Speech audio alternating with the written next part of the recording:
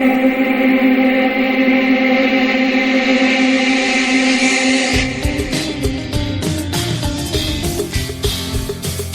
you can do is just tell the truth and trust in the American people that over time they're going to know what the truth is. Yes, it is time for the truth. Right here, right now.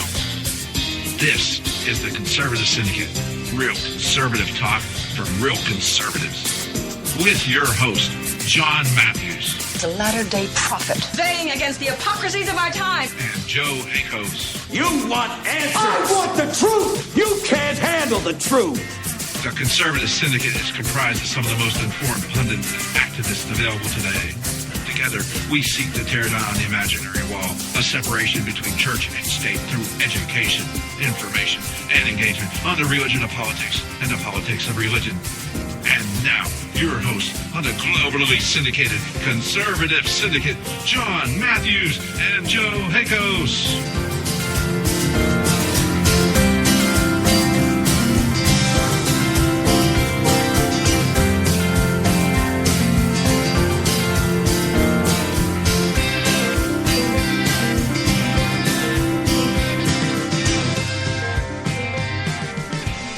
Well. Hey, how we all doing out there in radio land today, here on the internet and all over the world? This is the Conservative Syndicate.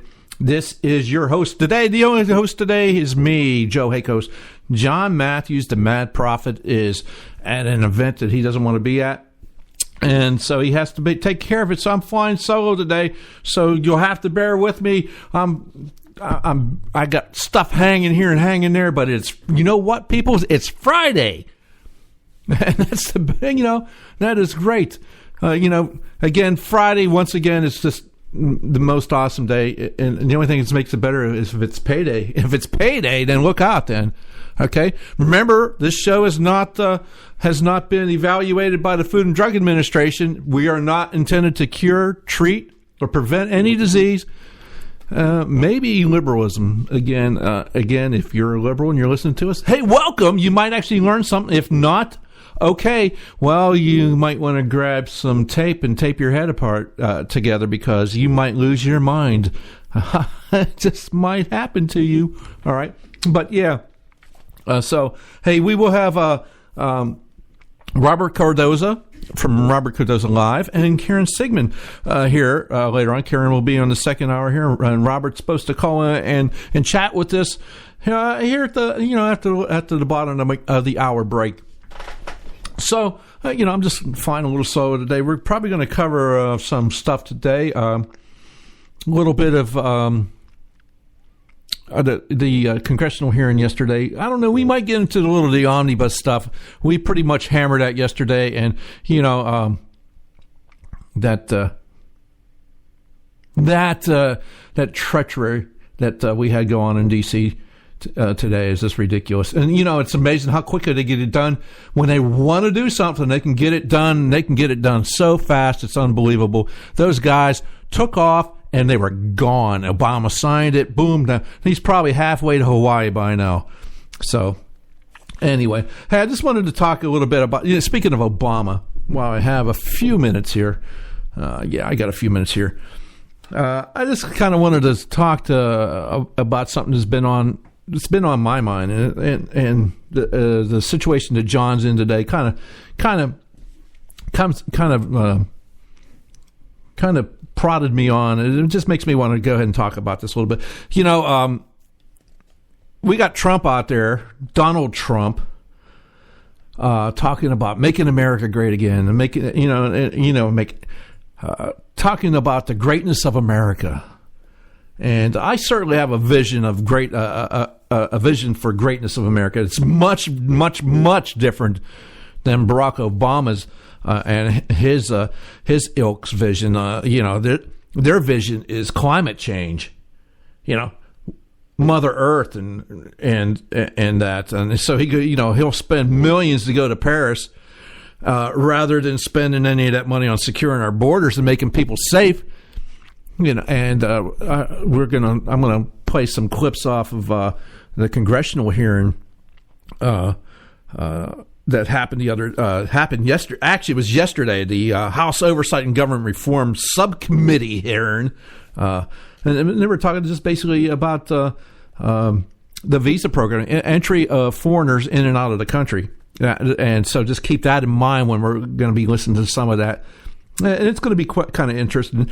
Again, so Obama goes to Paris for a conference and spends untold money going there, and we can't secure our borders. We can't help. We can't even help our veterans who are dying to get into VA clinics. So, my opinion on all this is, I think we can do better than what Barack Obama and his ilk want to have for America. I think we can certainly do better. We have done better in the past. We've had visions. We've had visions. We've had goals, national goals that this country has at one time taken on and been able to achieve great things. I mean, we've defeated polio. And we can never be any more grateful to those men and women that fought for our freedom and liberty in World War II. Those folks should never be forgotten. And any of the folks that fought in any of the conflicts afterwards, those folks didn't sign up and say, hey, they didn't set the policy up to go and do whatever, whether it be Korea or Vietnam or any of the other aftermath, the Gulf Wars, etc. So none of these people, especially now that it's an all-volunteer force, we don't have a draft, although there are some of those in our political class that say, well, maybe we need to bring back the draft. And that's just, really, these people just failed policies that just will never end. They will never stop. So we haven't had a single. I'm looking at it like this. I don't think we've never had as a nation haven't had a single national purpose since basically 1961. Let me go to May 25th, 1961, when John F. Kennedy decided that we were going to put a man on, take a man, put him into space, send him to the moon, and bring him back within a decade. Just think about that. Think within a decade. And we did it in less than a decade. It was July 1969, and I hear some, what did I see? I saw some preacher on TV talk about it. He was watching it in school as man was on the moon. Well, if he's talking about the first landing, and that was a historic event, he's full of crap, because that happened on East Coast time. It was still almost 10 o'clock at night when it finally happened. So anyhow, that's a whole nother story. But some of these people, you have to watch out who they are. So I'd like to see someone step up and declare, we as a nation should and keep behind a national goal and unite Americans towards that national goal. Obama's never going to unite anybody to any goal except for his own edification, his legacy. So, and I would like to see us get to a national goal that truly helps people throughout the world. I think we as in this nation, we can be able to do that. I'd like to see us do this one thing. I'd like to see us defeat cancer. Stand up, defeat this disease. Right now, that should be the goal. Right now, we should be able to do this. John is at a funeral for a friend that had battle cancer. My mom battled cancer. My dad battled cancer. In fact, there's probably 90% of those out there listening to this right now has either a family member or has a friend that has battled cancer. So I think as a nation, we can defeat this killer. We can defeat this thing. That's a goal we can go to instead of climate change or global warming or whatever the hell they want to call it now. I think we can defeat this thing. Not some BS wealth redistribution scheme, but instead we got an omnibus bill, a bill that funds Obama's fundamental transformation in America. This transformation of America that has been bought and paid for with the almost exclusive help of the Republican-led House and Senate, by the way. So just keep that in mind. So we are going to come back here. We're going to take a short break. We are going to come back and after this short break, and we're going to continue on today, and we'll probably get into the rest of the show. Just wanted to kind of put that out there for everybody to see and kind of take a listen, kind of chew on it for a little while. Think about it. Can we do this? We could do this as a people. So anyway, we'll be right back right after this short break. You can catch all our archives at theconservativesyndicate.net. The Conservative Syndicate. Real conservative talk from real conservatives. When our water heater broke down last month, it was a nightmare. It took 5 hours for the plumber to show up, and he charged us a couple of $100 just to come out. Then it cost another $1,800 to put in the new water heater. By the time it was all said and done, I felt like I'd been taken. But what else could I do? The smartest thing you can do is get a home warranty from American Residential Warranty. Their home warranties pay to repair or replace all your major appliances when they break, and they will break, and at the worst possible time. Call American Residential Warranty right now for free information on home warranties starting at just pennies a day. Don't wait for your refrigerator to stop running or your ceiling fans to stop turning. Call American Residential Warranty right now. Ask how you can save up to 50% on washer and dryer coverage. Just call 1-800-790-5960. That's 1-800-790-5960. Again, 1-800-790-5960. Call now. Prices are for base buildings only. May not be available in some areas. Attention business owners, do you want a stimulus package that really works? Before you spend thousands of dollars more than you should on your next building project, listen to this. General Steel has a stimulus package designed to help you save as much as half the cost of conventional construction on your next building. As much as half. That's right. General Steel can save you thousands of dollars with a pre-engineered steel building designed for your business or church. How about a 50 by 100 foot building for under $30,000? So don't pay thousands more than you should without calling General Steel first and save as much as half the cost and time of conventional construction. With the projected demand for steel in Japan and China, prices may be skyrocketing. 877-927-3360. 877-927-3360. 877-927-3360. You can catch all our archives at theconservativesyndicate.net. The Conservative Syndicate. Real conservative talk from real conservatives. Term life insurance. It can be a powerful way to protect your assets and your family. You work hard to earn and save your money to build a nest egg for the future. Don't let it get wiped out because you didn't plan ahead. Take the time now and make a small investment in $500,000 or more in quality term life insurance. Call the Term Lifeline and let us shop the best companies to give you the lowest rates. We specialize in policies of $500,000 and above. Ask about some of our 10 and 20-year fixed rate plans with guaranteed rates. Call the Term Lifeline right now for your free insurance quote. 800-870-3609. 800-870-3609. You owe it to yourself to protect your family and your assets. Make term life insurance part of that plan. Call the Term Lifeline right now. 800-870-3609. 800-870-3609. Hey folks, if you're like me, you don't place a whole lot of trust in today's media for the real truth and facts regarding the volatile world of finance and politics. When I want the real scoop on money, I go to the most trusted source I know, my good friend and colleague, Bob Cardoso. Bob is a noted expert with a PhD in international finance who airs his nationally known, globally syndicated show, Robert Cardoso Live, daily, Monday through Friday from 4 to 6 p.m. Pacific Time.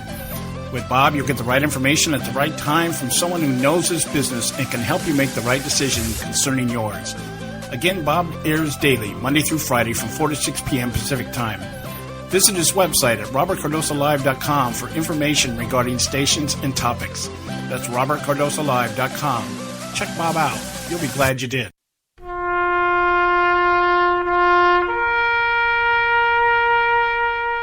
Read something recently worth thinking about. It's the soldier, not the campus organizer, who's given us freedom to demonstrate. It's the soldier, not the reporter, who's given us freedom of the press. It's the soldier, not the poet, who's given us freedom of speech. It's the soldier who serves under the flag, who defends the protesters' right to burn the flag. Isn't it time now to demonstrate that we support our troops? Were it not for the brave, there'd be no land of the free. Fred Thompson's message was brought to you by CitizensUnited.org.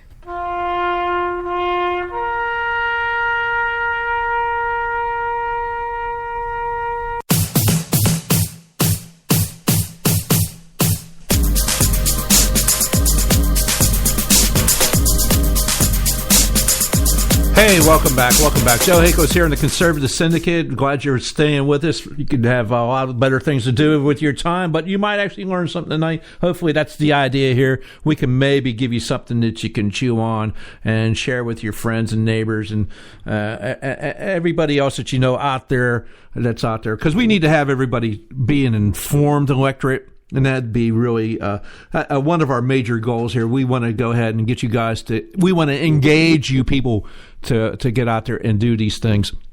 All right. So as I was saying, I wanted to have a little vision for America there. I'm glad you like that. You know, Obama's only going to be out there right now. He's probably whizzing away on his $3.5 million vacation on our dime again to Hawaii, you know, keeping himself all nice and comfy warm.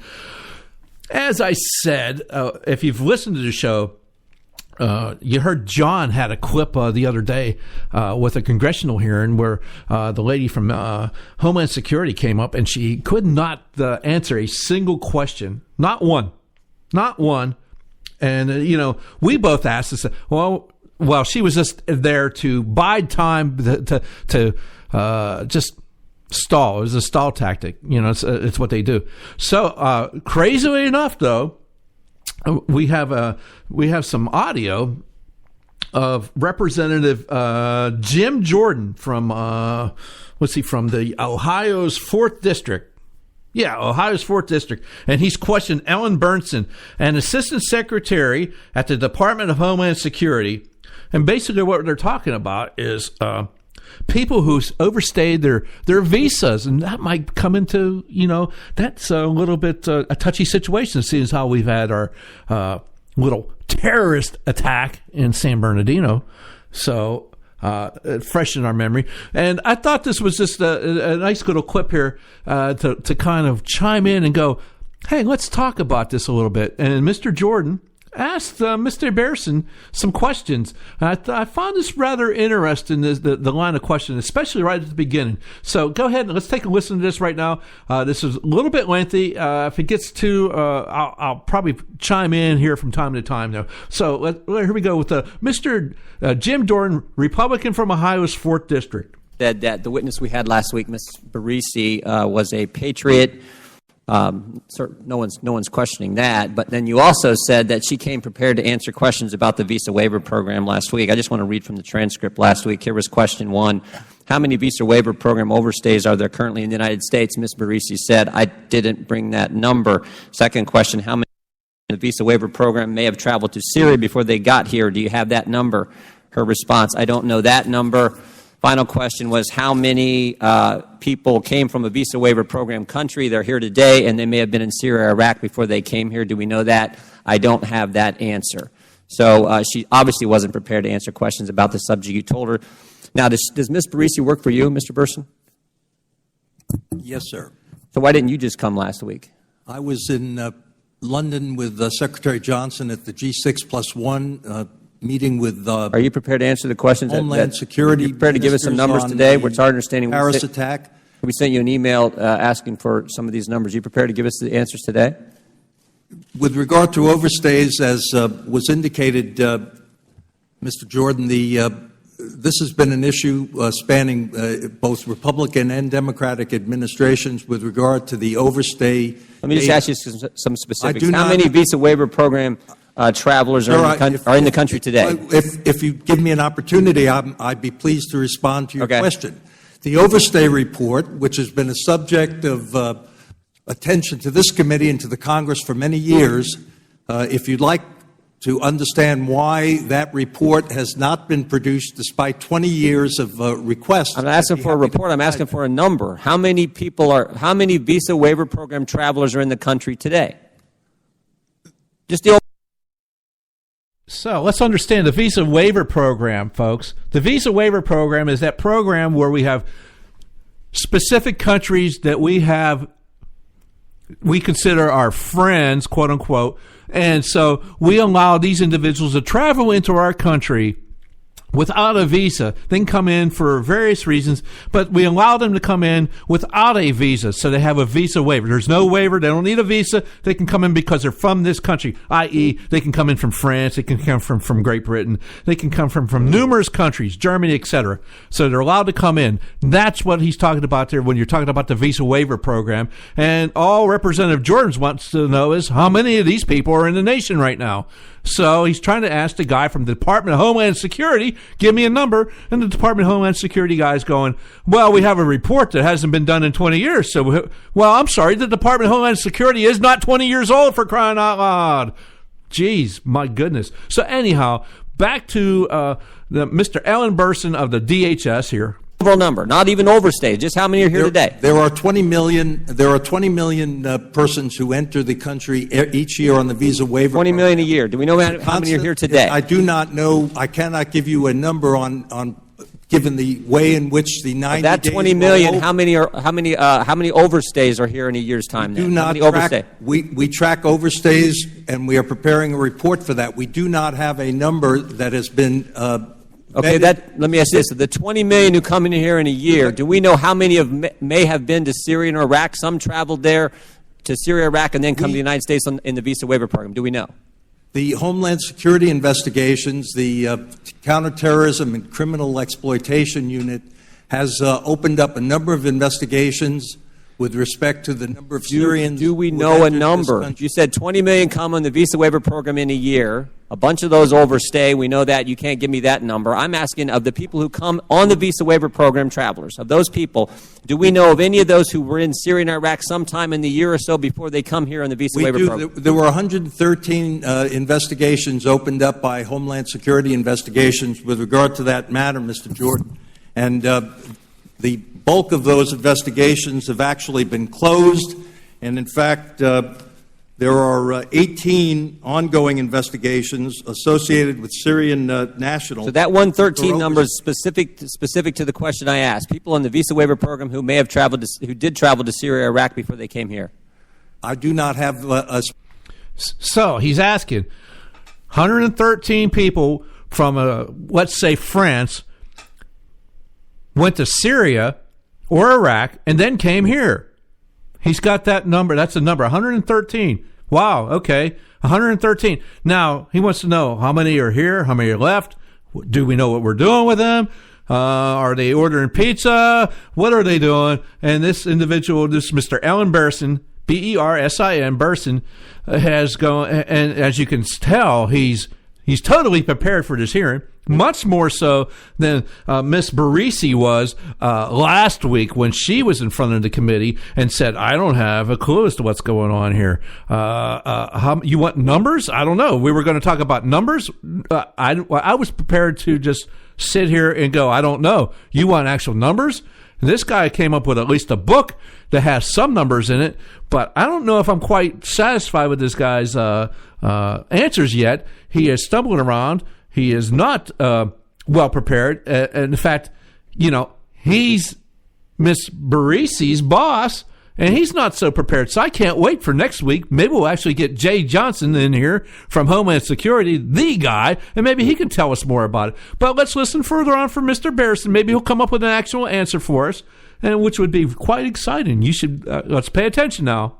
Specific number. I'm telling you that on the overstays that were identified. So it could be much higher than 113?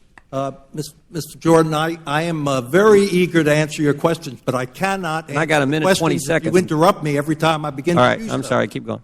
Thank you. There are investigations, and over the last year, in fiscal year 15, there have been 118 investigations of Syrians. I cannot tell you which ones of those entered the country on the visa waiver program. I can tell you that those were overstays that have been identified as having come from Syria. Of that 118, 11 were administratively arrested, and the remainder were closed, with the exception of 18 ongoing investigations, which are connected to Syrians and overstays. All right. I'm going to get just a few seconds. Let me switch subjects.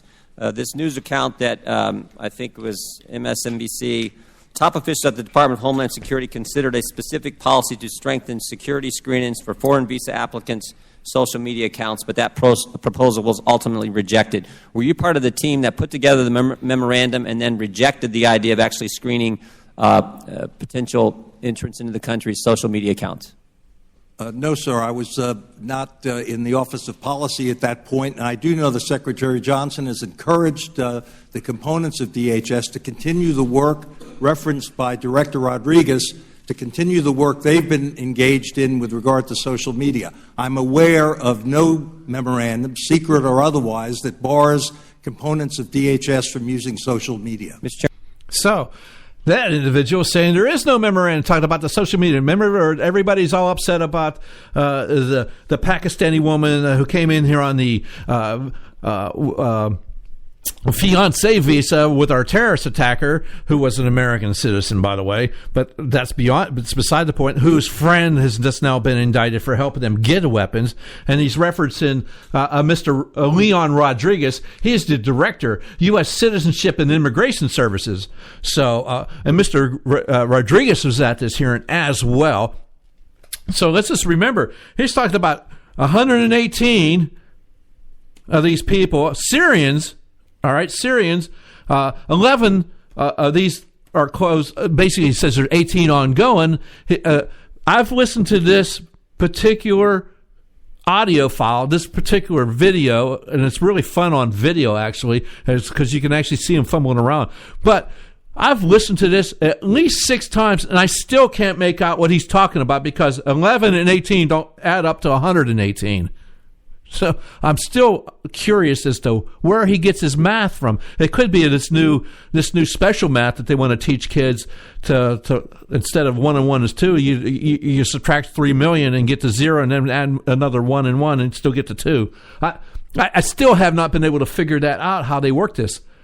So anyway, they asked about the social media part, and there's no quote unquote memorandum, but we do know there's a memorandum. It's been out there, but this guy doesn't seem interagency maybe not be working right there. So let's see what else he has to tell us. Real quick, one different subject, but in your opening statement, Mr. Burson, you mentioned the last time you testified in front of Congress, you testified about Libya. I'm just curious, do you think the situation in Libya today is more stable than it was in 2011 or less stable? The hearing on which I'm asking your opinion on the stability of Libya today. I would defer to the State Department. In my personal opinion, which is not relevant, it's not any more stable, but it had nothing to do with the issue. Wasn't it true ISIS is now in Libya as well? But gentleman's time has expired. Thank Go ahead you, and answer Chairman. the question, Mr. I'll defer to the State Department on that judgment. Yeah, I don't want to be bothered anymore with this line of question, because that could get me in trouble with my what did Miss Barisi, how did she put those guys? They were their interagency partners. Yeah, the interagency partners would have to come to that. So that would be the State Department. They're not going to go ahead and try to do that. It was really nice for Representative Jordan to try to get this guy to answer some questions, but apparently he's not allowed. Or he hasn't got he's got a nice thick little notebook in front of him with a lot of documents in it, and probably some numbers and charts and everything else, but he's not allowed to do that. Apparently he can make some statements, but he only wants to make the prepared statement he had. If you have to actually ask him a question to a direct give us a direct number, he was a little excited about being interrupted by it, which is quite amazing, isn't it? It's more the same from our this administration and the federal government, which brings me to my point that I've been making for a little while now, is they're not really protecting us. Their first duty is to protect the citizens, and they're not doing that. And it really becomes a madness. So we have to kind of allow for this silliness to go on, and I can't understand it. And it looks like, oh yes, we're coming up on a time for another break. So once we come back after the break, I think we're going to have Robert Cardoso from Robert Cardoso Live here. So we'll be right back here. This is Joe Hakos on the Conservative Syndicate. We'll be right back after this break. Stand by. You can catch all our archives at theconservativesyndicate.net. The Conservative Syndicate. Real conservative talk from real conservatives. Limited time offer, 24-month commitment and credit qualification required. Cancellation fee, auto pay, and paperless billing and other restrictions apply. If you can't see the difference, why pay the difference? Switch to Dish for the best deal in entertainment. Only Dish brings you the best in entertainment for less than $20 a month. Cut the cable and don't get directed. Switch to Dish because at just $19.99, Dish saves you every time you turn on the TV. It's so simple. The same channels cost less with Dish. So since you can't see the difference, don't pay the difference. Switch to Dish for the best deal in entertainment. Get premium movie channels free for 3 months, starting at just $19.99. Dish saves you every time you turn on the TV. Call now to save with Dish. Dial 1-800-600-1645. That's 1-800-600-1645. The same channels for less than $20 a month. Dish. Call 1-800-600-1645 for details. Attention taxpayers! If you've received a notice from the IRS or state, do not ignore it. It's also a big mistake to try and handle your tax problem on your own. If you owe back taxes, it's a fact that the government has the power to take everything you own, including your home, business, wages, savings, and your freedom. But here's the good news. There's a special toll-free tax hotline set up especially for you. This tax hotline will tell you about new programs that are geared to help you dramatically settle, reduce, or eliminate what you owe. But you have to call now. Take down this number or put it in your cell phone. But call 866-761-0959. 1-866-761-0959. When you call, you get free information on how you can reduce or eliminate back taxes, including penalties and interest. You can also be helped if you have unfiled returns, a tax lien, wage garnishment, bank levy, or if you have been entered into a payment plan but can't make the payments. Don't make the big mistake in thinking you can ignore or handle your tax problem on your own. You can stop the collection process immediately. Call this special tax hotline today for free info at 1-866-761-0959. That's 1-866-761-0959. 1-866-761-0959. You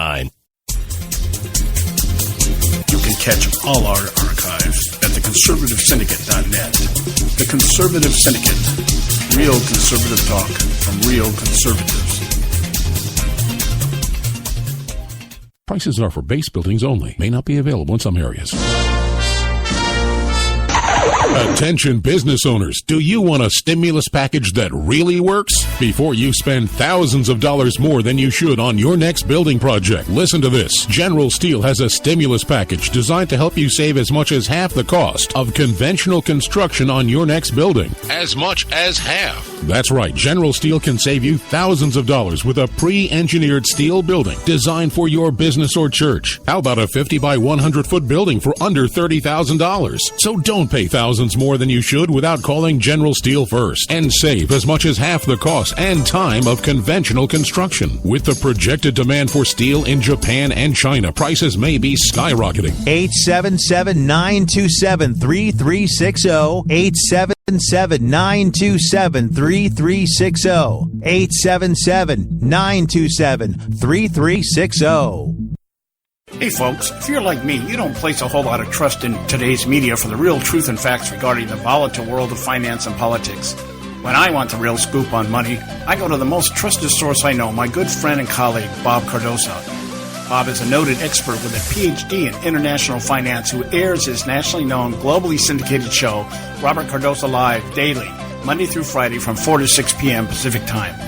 With Bob, you'll get the right information at the right time from someone who knows his business and can help you make the right decision concerning yours.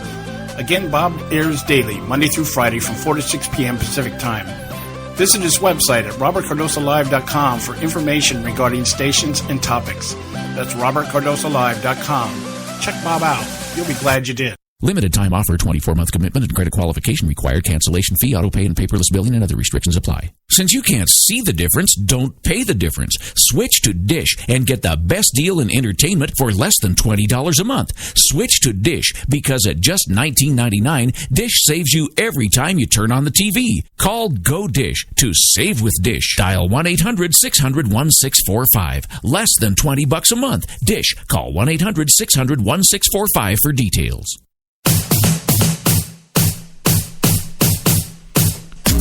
Hey, welcome back, folks. This is the Conservative Syndicate. I'm Joe Hakos here, doing this solo today, but I do believe that we have our good buddy Robert Cardoza from Robert Cardoza Live on the line. Is that you, Bob? Hey, I am here, Joe. It's good to be with you. You know, so you're playing solo today, huh? Yes, I am. It's quite challenging as I'm just mentally handicapped most of the day, and so doing this is like, oh my goodness, what am I doing? Well, you know, you're a lucky guy. You're mentally handicapped most of the day, and I'm mentally handicapped most of the time. Oh well, you know, if you split it up into the same moments every other minute, nobody notices. So, boy, big news week this week, huh? Yeah, I don't know what you're talking about, Bob. Nothing's going on in our world. What planet are you on? Oh man, I'll tell you what. I think I'm in Mars someplace because it just keeps right on rolling along. First, we start off with Janet Yellen raising the our prime rate quarter of a point, first time in 10 years. Big deal for those people that have adjustable mortgages. They're going to see their mortgages go up right away. So that's a big thing. Yes, I would think so. But, you know, they think, Bob, I think they say that the economy's doing okay, good enough that they could raise this rate. So, gee, I don't know. I'm pretty stupid on this kind of thing, Bob. You got the PhD on this one, buddy. Well, you know what? Unfortunately, they're saying the economy is strong and is doing really good. It's easy to play with numbers. You know, the truth is any accountant can make numbers say anything they want them to say. Even though, you know, the unemployment rate is down at 5%, and it's half of what it was. At its height is about 10%. The truth is those people that are now employed are what we refer to as underemployed. So they're still struggling to make it, and the cost of living has not gone up, which means that we don't have inflation.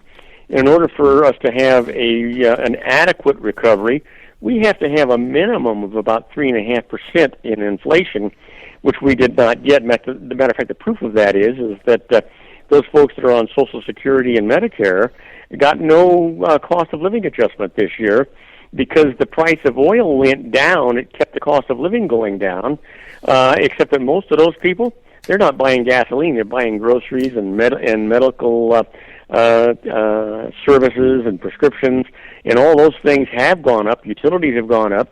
But because of the price of oil going down, they're not getting an adjustment in their Social Security and Medicare, which means they're going to get hurt. It's more dog food for those folks, unfortunately. And then with Yellen showing this, I should say Yellen, it's the entire Federal Reserve Board, but the truth is that Janet Yellen, by increasing the prime rate by 0.25%, raises everybody's adjustable mortgage by that. And so, you know, you, me, everybody if you have an adjustable mortgage, have to seriously consider immediately refinancing and locking in your low rate, because you're going to see those rates go above 5%. Maybe they probably won't reach 6%, but they're going to go above 5% and on the higher 5% rates. So people need to lock in those lower rates right now because that's where they're headed. And the other thing, I'm sorry, go ahead. I was going to say, so if you want to refinance your home, you better do it now because it's going to be a higher rate, probably within the next a few weeks, I would imagine. But isn't that going to be the same? Isn't it going to go cascade and hit your credit cards and all that other good stuff? Isn't it just going to go right down the line and everything else is going to go up? Absolutely, Joe. Absolutely. And the only reason I picked on mortgages is that's what everybody's going to see those mortgages go up within the next week or two. What we saw a lot of prices, a lot of interest rates go up on the credit cards. On Wednesday, when Janet Yellen announced the rate increase, you saw a lot of the credit card rates jump immediately. So, you know, people are going to be affected by this. And the ones that are working, and they're not working at the same kind of income levels that they were at before the recession. No. They might be at somewhere around 60-65% of what their income used to be if they're just settled into one job. And most of those people are having to work more than one job to make ends meet. So that's really kind of a false leader when you look at it. Things are tough out there, and what Janet Yellen and the Federal Reserve is doing is they're trying to do an artificial boost in the economy by raising the interest rate. And this sounds a little weird and awkward, but by raising that interest rate, it tells investors on Wall Street, hey, we're healthy, wealthy, and wise. Things are looking good. They're going to make more investments, which will supposedly increase the economy for the United States. But it's not going to help those people that are going to have to face these mortgage increases and credit card increases. Yeah, it's funny you say to tell these investors on Wall Street, though, but we've seen Wall Street kind of react a different way, haven't we? Yeah, Wall Street has not panicked. Wall Street has actually faced this as though it was a good sign, as opposed to the other way around. And you wouldn't think that, you know. The other thing that we have that's really, I think, exciting is for the first time in, I want to say 9 years, or I'm sorry, I should say 7 years. Yeah. We've had a bipartisan bill pass Congress, pass the House and pass the Senate, and Obama has signed it. We actually have a 2016 budget that the best part of which is that we finally are taking care of our veterans and our first responders, which is a big, big deal, Joe. Yeah. Okay, so I'll give you that one, but how about all the other crap that's been funded, Bob? Oh, you know what? There's so much, and you got it right. It's just so much crap that's going on and things that are going on. And I think that what's happening is that they wanted to get this budget out of the way so that they could work on other things. The last thing that they wanted to do is see the government get shut down one more time. This budget is a long way from anywhere being close to a good budget for the United States. You know, so the things that they're just not funding the things that are necessary to be funded. Well, that's for sure.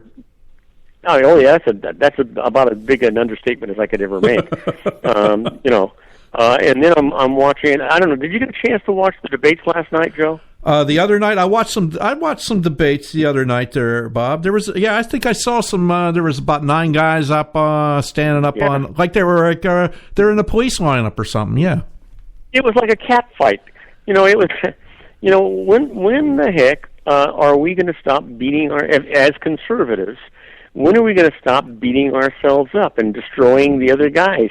The thing I don't understand is we probably have 3, maybe 4 viable candidates that were up there on the stage, whether that be the little boys table or the big boys table. Mm-hmm. There's only about four viable candidates on the conservative side, and they're all trying to destroy each other. That's not going to do us any good at all when we get past these primaries and get into the general. Yeah, absolutely. It's not going to do us any good.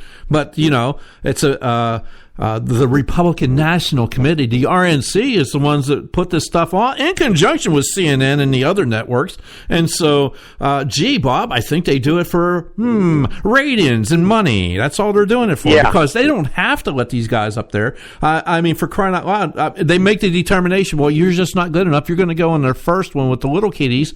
And so, it's, and you're absolutely right. And then they let the Hugh Hewitts of the world come out and say, so do you want to go ahead? You're okay with the killing of thousands of innocent little children and women, aren't you, Dr. Carson? I paraphrased that. If you want me to, I'll look it up and get the exact question. But that's exactly what it was. It was like, wow, thanks, buddy. You know what? It's just ridiculous. Sometimes, Joe, sometimes I find it very, very difficult to admit that I'm a Republican. Oh, absolutely. Bob, unbelievably, you say that. I listen to some in the morning. I'm able to get to work. I go to work, and I'm getting there really early. That way, the system's usually running, and I can get a lot of things done before people start to get to me in the day and really put the kibosh on me getting things done. But you are not alone with that feeling. There are so many people that are upset about this omnibus that was passed through by certain quote-unquote conservative Republicans that really absolutely funds Obama's transformation of America.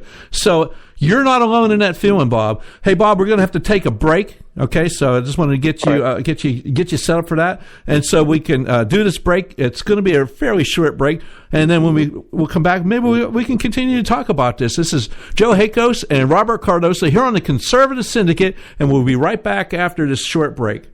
Term life insurance. It can be a powerful way to protect your assets and your family. You work hard to earn and save your money to build a nest egg for the future. Don't let it get wiped out because you didn't plan ahead. Take the time now and make a small investment in $500,000 or more in quality term life insurance. Call the Term Lifeline and let us shop the best companies to give you the lowest rates. We specialize in policies of $500,000 and above. Ask about some of our 10 and 20-year fixed rate plans with guaranteed rates. Call the Term Lifeline right now for your free insurance quote. 800-870-3609. 800-870-3609. You owe it to yourself to protect your family and your assets. Make term life insurance part of that plan. Call the Term Lifeline right now. 800-870-3609. 800-870-3609.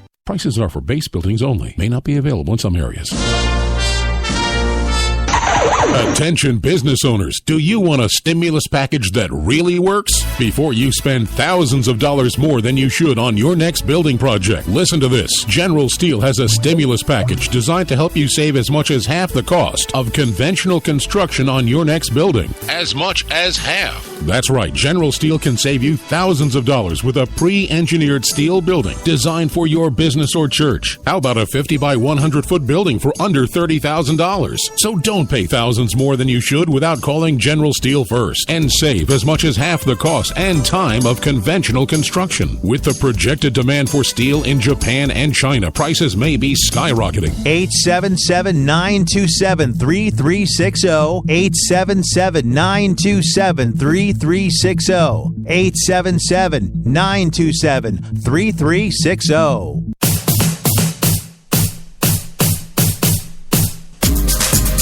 Hey, welcome back, folks. Told you it was going to be a short break.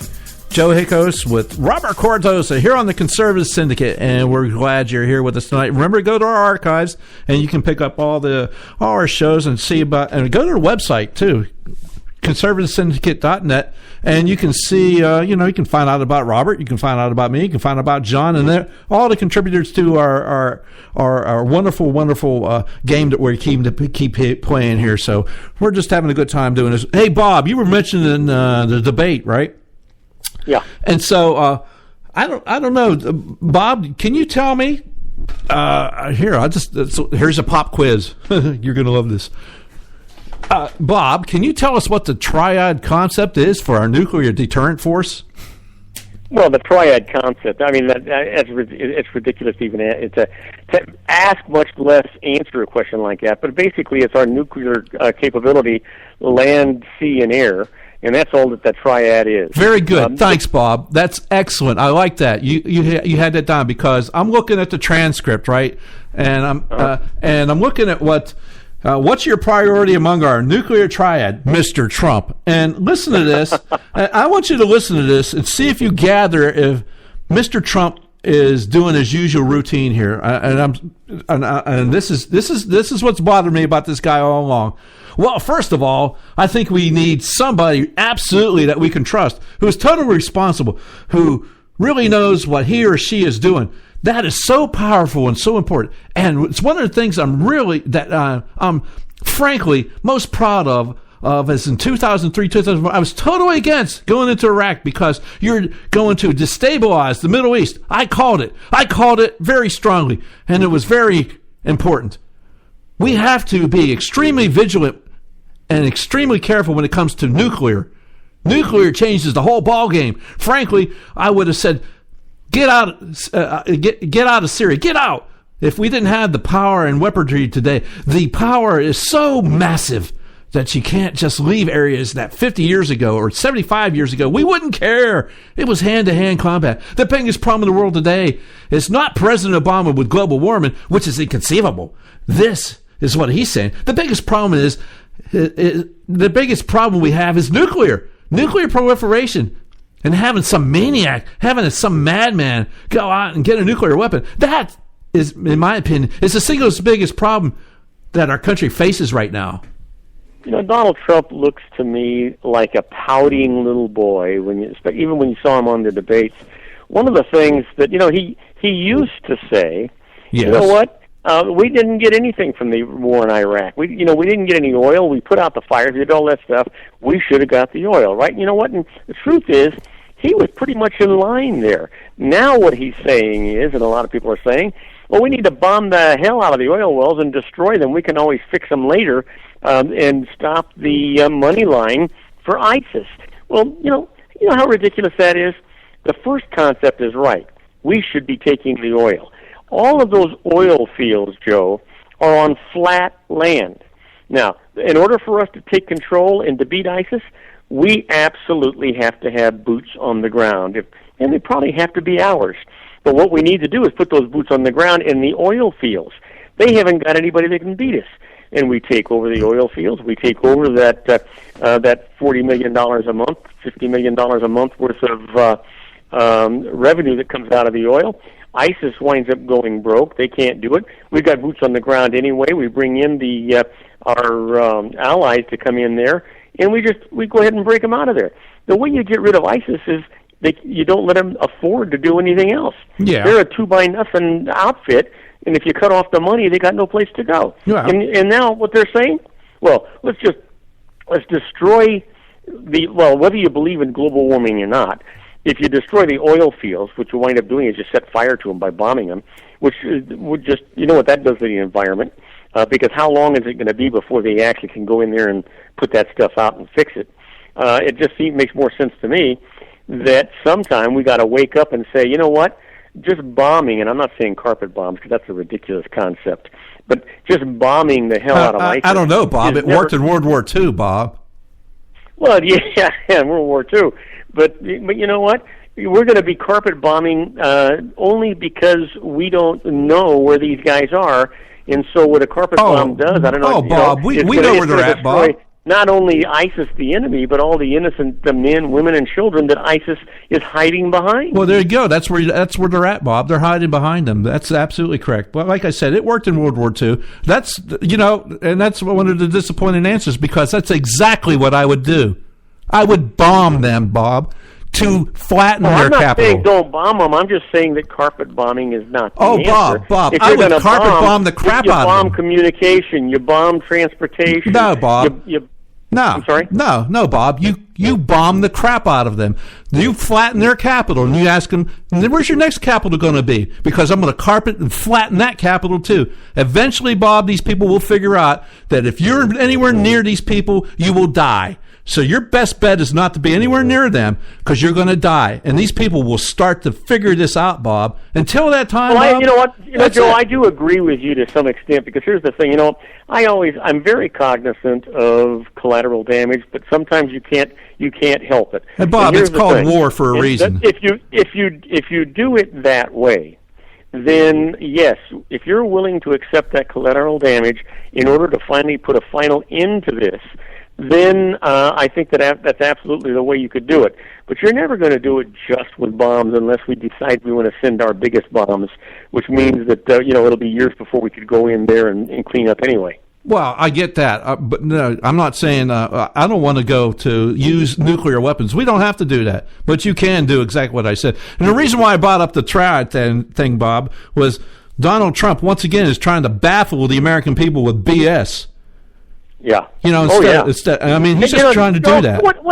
Joe, what question has he ever answered? Because I'm not sure I've heard an answer to any direct questions of his. I've got a great plan. I'm going to do this. It's going to be awesome. We're going to fix that. They're never going to do that while I'm president. Yeah. But has he ever told us how he's going to do anything? Well, probably not. Here, Bob, let me ask you a question. Bob, tell everybody how they can get a hold of you and hear your stuff and be on your show and listen to you and everything else, because we're running out of time. How the hell did that happen? That's just the way it works, Bob. I can't stop time, man. Well, you know what? You can catch my show Monday through Friday from 3 p.m. to 5 p.m. Pacific time.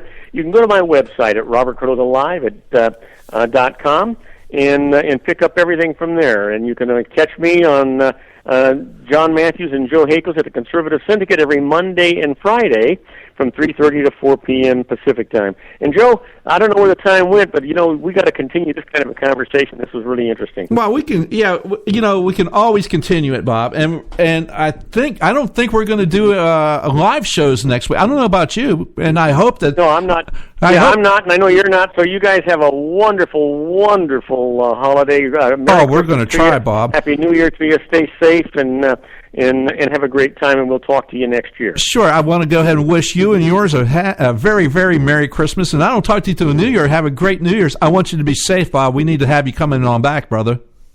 Well, you bet. You stay safe, you stay happy, and make everybody's life that you touch better because they did, will you? Wow, that's an awesome thought. Thanks, Bob. I appreciate it, man. All right. Good night, bud. Yeah, man. Hey, everybody, it's Bob Cardoso, Robert Cardoso from Robert Cardoso Live here on the Conservative Syndicate.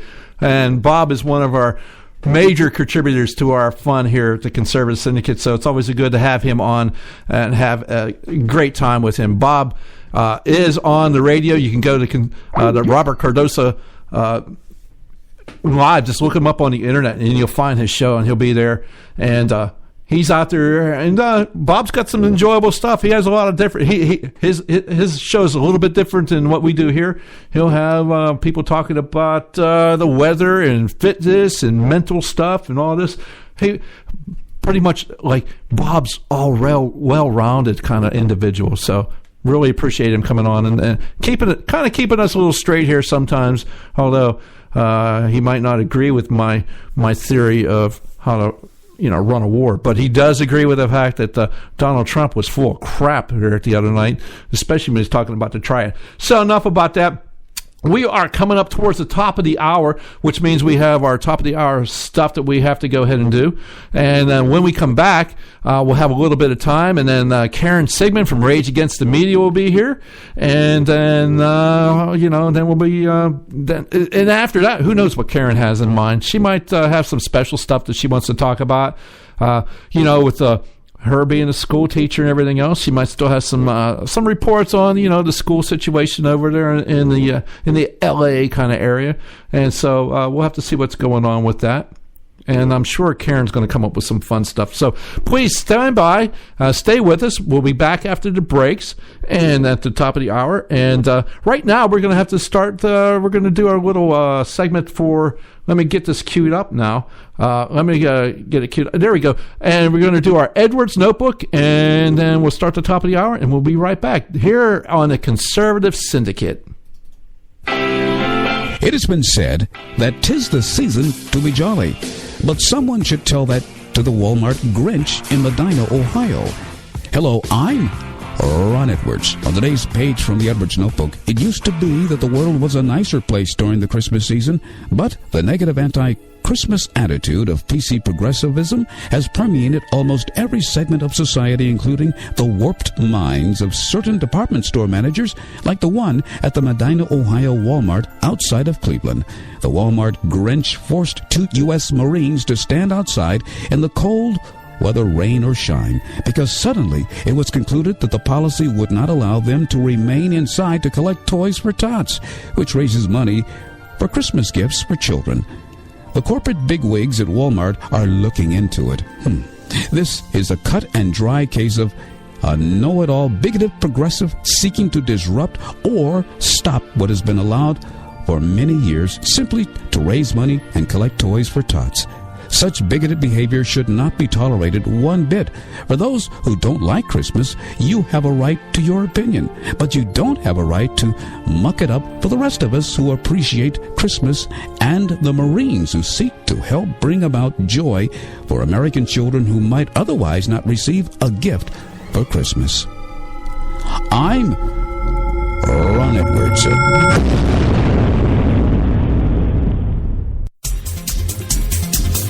You can catch all our archives at theconservativesyndicate.net. The Conservative Syndicate. Real conservative talk from real conservatives.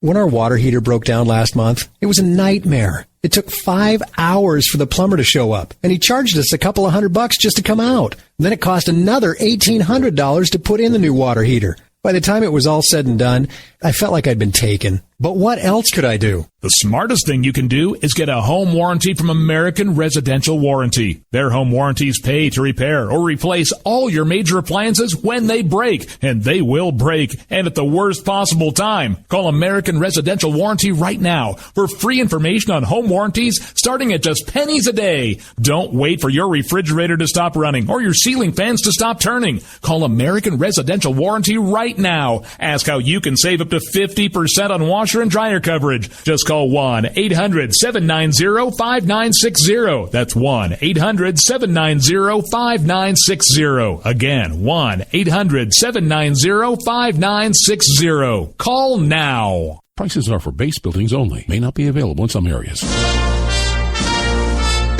Attention business owners, do you want a stimulus package that really works? Before you spend thousands of dollars more than you should on your next building project, listen to this. General Steel has a stimulus package designed to help you save as much as half the cost of conventional construction on your next building. As much as half. That's right, General Steel can save you thousands of dollars with a pre-engineered steel building designed for your business or church. How about a 50 by 100 foot building for under $30,000? So don't pay thousands more than you should without calling General Steel first and save as much as half the cost and time of conventional construction. With the projected demand for steel in Japan and China, prices may be skyrocketing. 877-927-3360. 877-927-3360. 877-927-3360.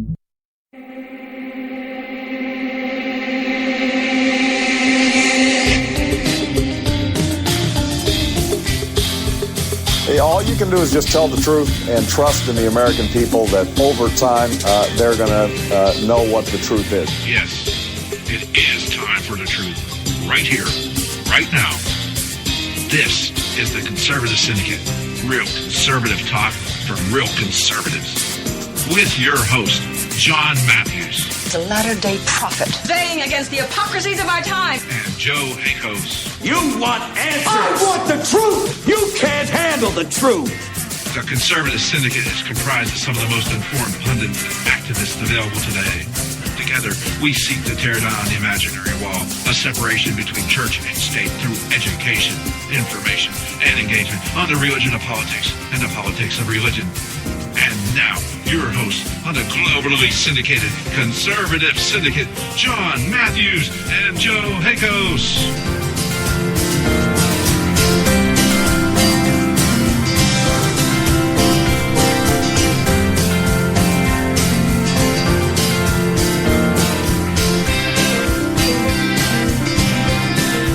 Hey, everybody. Welcome back to hour number 2 on this fine Friday night here on the Conservative Syndicate. Once again, I'm Joe Hakos. I'm flying solo. Our regular host here, the Mad Prophet John Matthews, is out tonight doing stuff he doesn't want to do, and he'll be back whenever it is we come back. I think next week we are going to be doing some archives. We are going to go ahead and enjoy this Christmas season, and so we're going to be doing those kind of things. Karen Sigmund from Rage Against the Media has been contacted. There are reported sightings of Karen somewhere in the world, and she will be here later on in just a few minutes. And so we do have a short break, a short segment here, I should call it. And so, again, welcome back, and we do appreciate you out there. Now, just to kind of spin a little bit here, we've been going in one direction. Bob spun us around a little bit. We did a little bit of the debate thing, and then we talked about the economy stuff with Janet Yellen and the Fed raising the rate 0.25%, that kind of thing. And so I want to take us back a little bit because, the one thing that really bugs me right now with our government right now, especially with the Obama administration, is I don't think they're being straight with us when it comes to this terrorism thing here and who's in our country, who's not in our country, and that kind of thing. And they had the hearings the other day on the House Oversight Committee. House Oversight and Government Reform Committee hearing, which Jason Chaffetz, representative out of Utah, chairs. And Mr. Chaffetz was really, really hammering away at our friends there that were there, especially Mr. Alan Bearson, the Assistant Secretary, Department of Homeland Security, Intergovernmental Affairs, that individual, along with Mr. Leon Rodriguez, the U.S. Citizenship and Immigration Service, and Michelle Bond, the Assistant Secretary, Department of State, Consular Affairs. These were the individuals. I got a sound clip here, and specifically, Mr. Chaffetz is talking about criminal aliens, and criminal aliens might be something to be interested to know and a fact in. And I keep on, so I'm going to probably end up getting to this after this break. But criminal aliens. Okay, criminal aliens, why we're worried about that? Well, Mr. Steinle and his daughter were in San Francisco just walking around, and an illegal alien shoots his daughter, Kate. And her last words to her daddy is, "Daddy, help me." And that really does bother me. It really, really does bother me. And these government officials don't seem to have enough backbone to want to do anything about it. Sanctuary cities are funded in this omnibus. Every single program that's being exploited by the visa programs, etc., are funded. There's no money thrown towards the border to help secure the border. And so we're going to have more and more of this illegal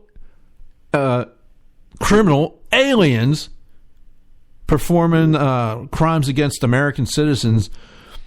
And it shouldn't happen. The government's first duty, once again, is to protect its citizens. And that is not happening. And it really, really is coming down to that. I just can't put it any other way. It bothers me so much that it's just madness to me. And the other thing that was happening in this hearing, they were asking about Christian refugees. And I want to see if I got that queued up, because that's a really short one. Let me see if I can find that one real quick. If I can find where my mouse is going on. I got 19,000 screens, 18,000 different things going on. And yeah, here. Let me see if we can get this to play here. This is Jason Chaffetz asking the same people about Christian refugees coming from Syria, no less, coming here. Let's see if I can make this happen for us.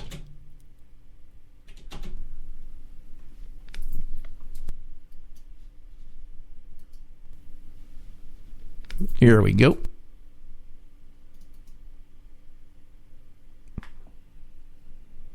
Maybe not.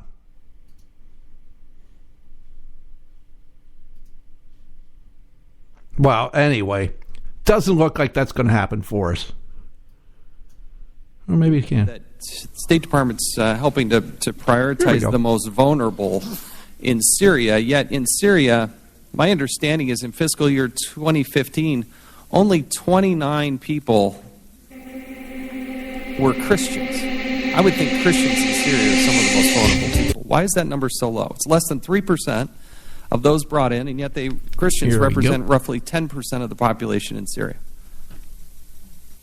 I agree with you that Christians in the Middle East are among some of the most vulnerable people, especially in the ISIL-controlled areas. And so that's one reason we have brought, in terms of our Iraqi refugees who've brought to the United States, 40% have been Christians or other minorities. Okay, my question is about Syria. Look, I would appreciate if you get back to me on this. I would spend a half hour going through it if I could. Please get back to us on that question. We are bringing Christians from Syria. Not very many, 29 in a whole year. They're underrepresented in part because they make up a smaller percentage of the refugees from Syria. That's the problem. They're not fleeing because they feel safe. Ms. Richard, I'm done with that question. I'm moving on. Ms. Bond. So 29 Syrian Christian refugees in an entire year. And how many have we seen crucified, murdered, et cetera, et cetera, et cetera? And, gee, we can only bring 29 of these people, 29 Christian refugees, to our nation's shores in a year. Meanwhile, Barack Obama wants to bring how many? I believe they're well over 1,000. I think it was in the tens of thousands, if I recall. So, thank you. I think there's a little bit of the numbers are skewed. Let's call them skewed. That's what we're going to say. So we'll see what happens. We'll see if Mr. Chavez gets any answers out of these people. They're supposed to get back to him, but again, the individual, Miss Barisi, who came to the committee last week, did not bring any notes with her. In fact, they never did get back to her. She just sent her boss, who inadequately answered questions, as we went over before. So we're probably going to have to see these people. Maybe they're actually the ultimate bomb. The secretary is going to have to probably show up and actually answer these questions. But again, this was our short segment, so we're going to have to go ahead and cut to a break. When we come back, I do believe Karen Sigmund from Rage Against the Media will be with us, and we'll be able to move along and see what Karen has for us today. So stand by. We'll be right back here on the Conservative Syndicate. We'll be right back. You can catch all our archives at theconservativesyndicate.net. The Conservative Syndicate. Real conservative talk from real conservatives. Limited time offer, 24-month commitment and credit qualification required. Cancellation fee, auto pay, and paperless billing and other restrictions apply. If you can't see the difference, why pay the difference? Switch to Dish for the best deal in entertainment. Only Dish brings you the best in entertainment for less than $20 a month. Cut the cable and don't get directed. Switch to Dish because at just $19.99, Dish saves you every time you turn on the TV. It's so simple. The same channels cost less with Dish. So since you can't see the difference, don't pay the difference. Switch to Dish for the best deal in entertainment. Get premium movie channels free for 3 months, starting at just $19.99. Dish saves you every time you turn on the TV. Call now to save with Dish. Dial 1-800-600-1645. That's 1-800-600-1645. The same channels for less than $20 a month. Dish. Call 1-800-600-1645 for details. Attention taxpayers! If you've received a notice from the IRS or state, do not ignore it. It's also a big mistake to try and handle your tax problem on your own. If you owe back taxes, it's a fact that the government has the power to take everything you own, including your home, business, wages, savings, and your freedom. But here's the good news. There's a special toll-free tax hotline set up especially for you. This tax hotline will tell you about new programs that are geared to help you dramatically settle, reduce, or eliminate what you owe. But you have to call now. Take down this number or put it in your cell phone. But call 866-761-0959. 1-866-761-0959. When you call, you get free information on how you can reduce or eliminate back taxes, including penalties and interest. You can also be helped if you have unfiled returns, a tax lien, wage garnishment, bank levy, or if you have been entered into a payment plan but can't make the payments. Don't make the big mistake in thinking you can ignore or handle your tax problem on your own. You can stop the collection process immediately. Call this special tax hotline today for free info at 1-866-761-0959. That's 1-866-761-0959. 1-866-761-0959. You can catch all our archives at theconservativesyndicate.net. The Conservative Syndicate. Real conservative talk from real conservatives. Prices are for base buildings only. May not be available in some areas. Attention business owners, do you want a stimulus package that really works? Before you spend thousands of dollars more than you should on your next building project, listen to this. General Steel has a stimulus package designed to help you save as much as half the cost of conventional construction on your next building. As much as half. That's right, General Steel can save you thousands of dollars with a pre-engineered steel building designed for your business or church. How about a 50 by 100-foot building for under $30,000? So don't pay thousands more than you should without calling General Steel first and save as much as half the cost and time of conventional construction. With the projected demand for steel in Japan and China, prices may be skyrocketing. 877-927-3360. 877-927-3360. 877-927-3360. Hey folks, if you're like me, you don't place a whole lot of trust in today's media for the real truth and facts regarding the volatile world of finance and politics. When I want the real scoop on money, I go to the most trusted source I know, my good friend and colleague, Bob Cardoso. Bob is a noted expert with a PhD in international finance who airs his nationally known, globally syndicated show, Robert Cardoso Live, daily, Monday through Friday from 4 to 6 p.m. Pacific Time. With Bob, you'll get the right information at the right time from someone who knows his business and can help you make the right decision concerning yours.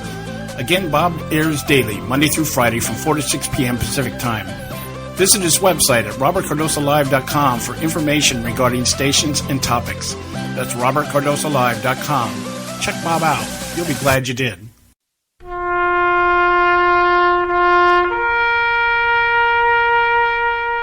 Read something recently worth thinking about. It's the soldier, not the campus organizer, who's given us freedom to demonstrate. It's the soldier, not the reporter, who's given us freedom of the press. It's the soldier, not the poet, who's given us freedom of speech.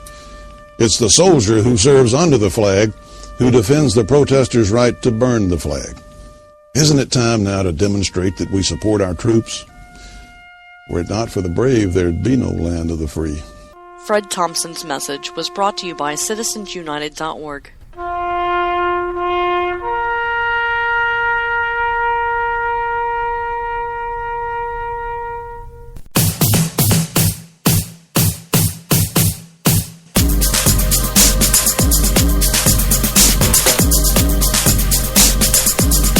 Hey, welcome back. This is Joe Akos here on the Conservative Syndicate, here on a lovely Friday in our second hour, final hour until live hour until almost New Year's. So, hey, we're here. We're having fun. It's always a good time. Karen Sigmund and Rage Against the Media will be with us shortly. I'm sure, hoping so. And we'll be talking to her. And again, just to recap, the last segment I played that clip, and it was from that the hearing with Jason Chavez from Utah, and he's asking them about Christian refugees out of Syria, and just a handful are making it over here. I find it really hard to believe that, and they're like, well, there's not a lot of them there in proportion to the Muslims that are being allowed into here. You got to be kidding me. They should, if there's, I don't give a crap if there's only 150 there. They should all be here. You know, a handful? Are you kidding me? And what is she going to say? The State Department says that they want to stay there. They don't feel threatened. Are you kidding me? These people are being crucified, hung, beheaded, etc. No way. They're being terrorized, and it's as genocidal as what it is. So really, really tough for me to get my head around that. So as we wait for Karen to get with us, and what we're going to do, again, I said that I really wanted to get because this is a national security issue for me. This particular issue bothers me to no end when we're going to let these criminal aliens stay into our nation right now. And it really does bother me. So I'm going to play for you. I'm going to set this up. This is Jason Chavez, once again, out of Utah. And he is at his hearing, and he is talking to these folks. Michelle Bond at first, and I believe he asks Homeland Security, Alan Bearston, and then Mr. Leon Rodriguez will eventually chime in and try to help him out. And again, Michelle Bond, Assistant Secretary, Department of State, Consular Affairs. Alan Bearston, Assistant Secretary, Department of Homeland Security, Intergovernmental Affairs. And then Leon Rodriguez, Director, U.S. Citizenship and Immigration Services. And Mr. Chavez, he's going to eventually be talking to all these folks. And just like I did before, I'll just probably jump in here if I need to make sense of this all. So here we go. testimony. Since 2001, the department has revoked approximately 122,000 visas for a variety of reasons, including nearly 9,500 for suspected links to terrorism. Of the 122,000 revoked visas, how many of those people are still in the United States? I don't know. Doesn't that scare you? Many of the people whose visas are revoked were not in the United States when we revoked the visa. You have no idea how many of those people are in the United States. Of the revoked visas, do you give those to the Department of Homeland Security? Exactly. We revoked the visa, and the information is... So Homeland Security, how many revoked visas are still in the United States of America? Mr. Chairman, I don't have that... You don't have a clue, do you? These are people that State Department, who gave a visa, thought about it, got more information, and decided, we better revoke that. 9,500 were tied to terrorists, and you don't have a clue who they are, do you? No, Mr. Chairman, please understand that I head up the Office of Policy. The operational components that would have that information are when will I get that? When will I get that information? See if we can find that. When will I get that information? If the operational representatives have that information, we'll provide it to you when the hearing starts up again. So Alan Barriston said, well, I don't have a clue. Awesome. Isn't that great? It's usually great. Let me see if I can get Karen here. And he didn't have a clue as to who was left. I mean, these are illegals. Criminal aliens.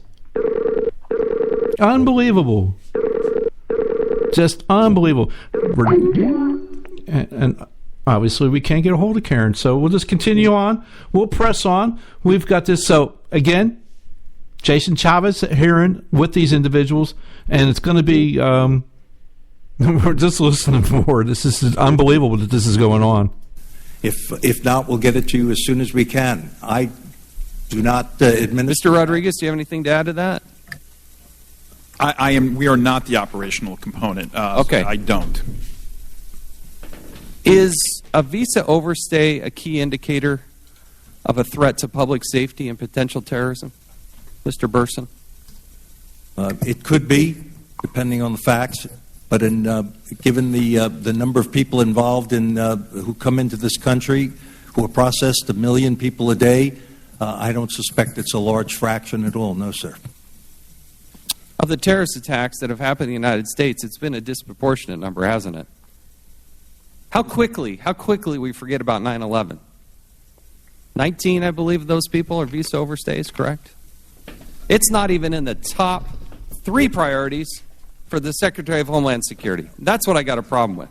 So, Mr. Chavez is asking him, and he's telling him, hey, the top 3 priorities that Mr. Johnson has, Secretary of Homeland Security, this is out of his directives, his memorandum, his policies. It's not even the top priority. It's the next. It's not even. It's the second highest priority. And these individuals, well, as you'll find out later on, I'm going to let this play. But I wanted to set that up for you a bit. I wanted you to understand where this was going. So let's let Mr. Chavez go, Chaffetz go here. This memo of November 20th, 2014, where the Secretary outlines the priorities for deportation, category number 2. And I want you to understand what I'm seeing at the end of category. This is, again, not the top priority for removal, but number 2. These aliens should be removed unless there are factors indicating the alien is not a threat to national security, border security, or public safety, and should not, therefore, be an enforcement priority. Now, I don't know how you come to that conclusion about they're not a threat to public safety, border security, or national security. First of all, they're here illegally. That should be enough in my book. But let me list to you the offense of domestic violence, sexual abuse or exploitation, burglary, unlawful possession of a firearm, drug distribution or trafficking, driving under the influence. And that is not an automatic deportation? You got to be kidding me. And to think that they might... Do you think that's terrorism if a woman's raped? Do you, Mr. Burson? Do I think that is terrorism? Yeah. No, but it's an egregious, horrible crime, which is the father of three daughters, I think is a horrible crime. It is for that woman. It is for that family. And you don't deport them. How do you do that? You give them an excuse to make a decision, put some poor officer there to say, maybe they should go ahead and stay here in this country. We had more than 66,000 criminal aliens in your control, and you let them go. 66,000 criminal aliens, and they let him go. And then him and Hall about it. Karen, I think that is you. Are you here with me, darling? I am, finally. So sorry. Yes, glad to be with you. Isn't technology wonderful? 90% of the time, yes. Well, I'm glad you could make it. I'm glad we could finally get together. Hey, what we were just listening to was Jason Chavez from Utah. He was chairing the House Oversight and Government Reform Subcommittee hearing, basically on they were doing it on people coming in and out of the country.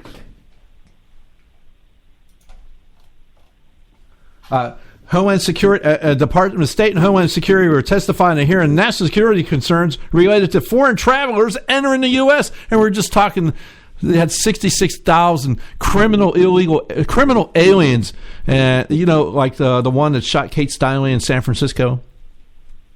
Yeah, that's what we were just listening to, and he was absolutely grilling Mr. Alan Burstyn about it because it was like, hey, you had these people. How come you can't deport them? What constitutes when do you get to the level of deportation? And he's naming all kind of crimes, and it's just like, so, and you're going to think about deporting them? What, really? Well, it was so crazy. I mean, the Kate Steinle murderer, hadn't he been deported 5 times? Oh, yes, and he let him back in. Completely infuriating. When you have no border, the rest doesn't matter. And then when you create sanctuary cities where you're on purpose, and that's what happened with the Kate Steinle murderer, too, on purpose, bringing them somewhere safe.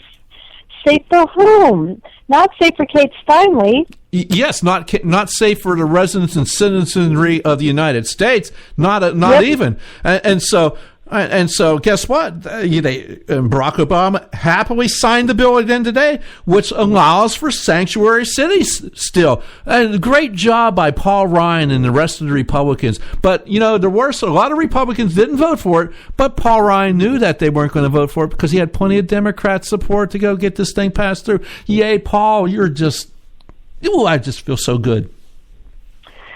Yeah, and here's the thing that I don't understand. I mean, aside from being infuriated about this budget deal, I mean, for one, we know that Boehner had put this together before Paul Ryan, and I also know that Nancy Pelosi had to beat a few of her people about the head and shoulders because there weren't things in it that they wanted.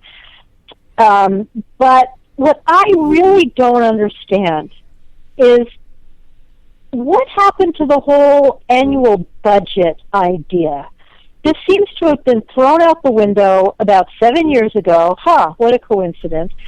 After they did that gigantic stimulus package that brought, altogether, what was it, 17 jobs to the United States? Yeah, shovel-ready jobs. Yeah, remember that? Right.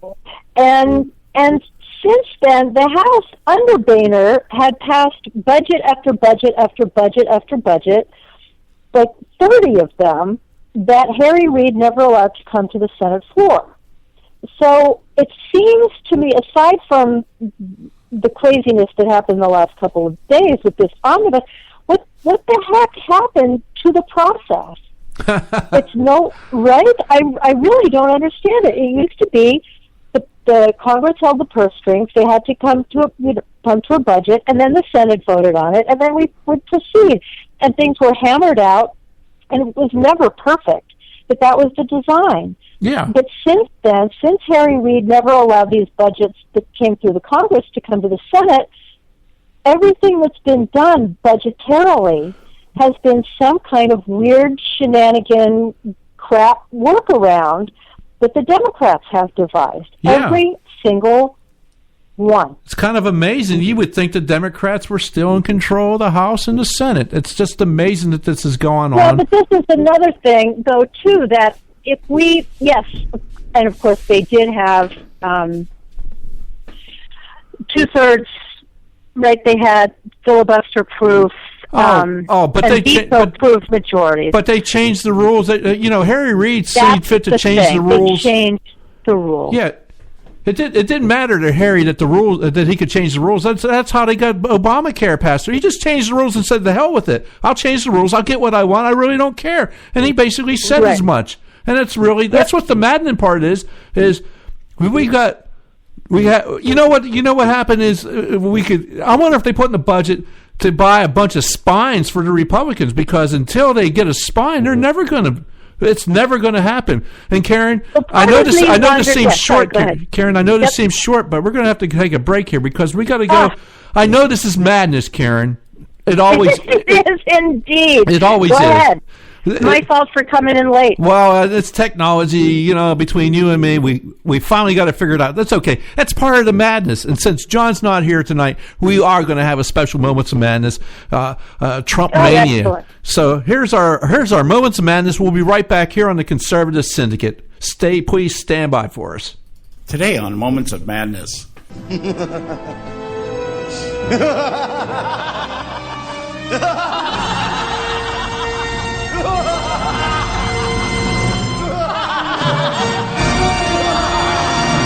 An article posted at Bloomberg by Jonathan Bernstein entitled "The Trump Effect Begins to Hit Congress" illustrates very well that what is at stake in the upcoming 2016 general election is not about the GOP's concern about who they will oppose in the Oval Office, but whether or not they have a majority that allows them to protect their individual posts.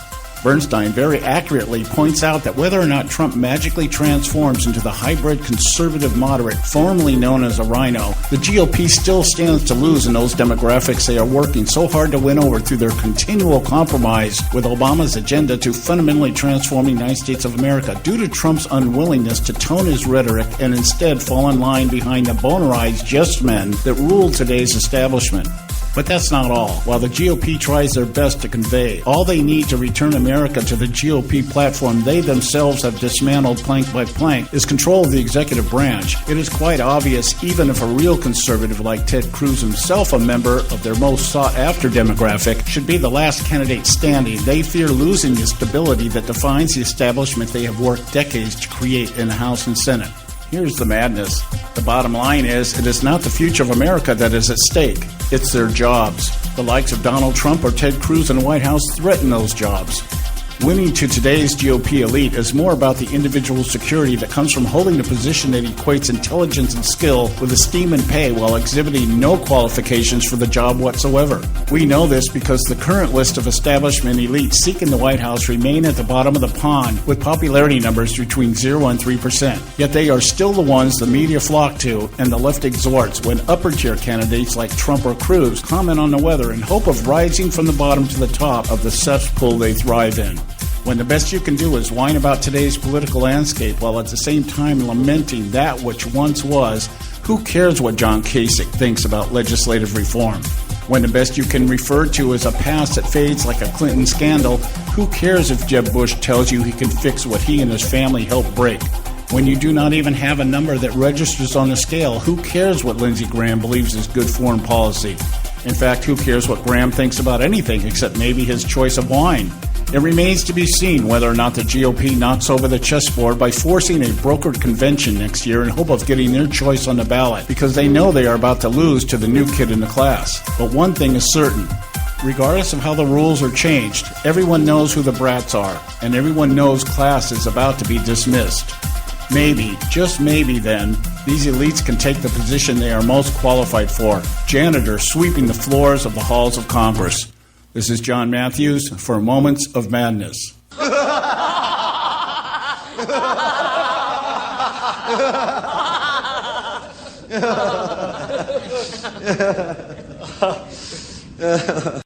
Hey folks, if you're like me, you don't place a whole lot of trust in today's media for the real truth and facts regarding the volatile world of finance and politics. When I want the real scoop on money, I go to the most trusted source I know, my good friend and colleague, Bob Cardoso. Bob is a noted expert with a PhD in international finance who airs his nationally known, globally syndicated show, Robert Cardoso Live, daily, Monday through Friday from 4 to 6 p.m. Pacific Time. With Bob, you'll get the right information at the right time from someone who knows his business and can help you make the right decision concerning yours.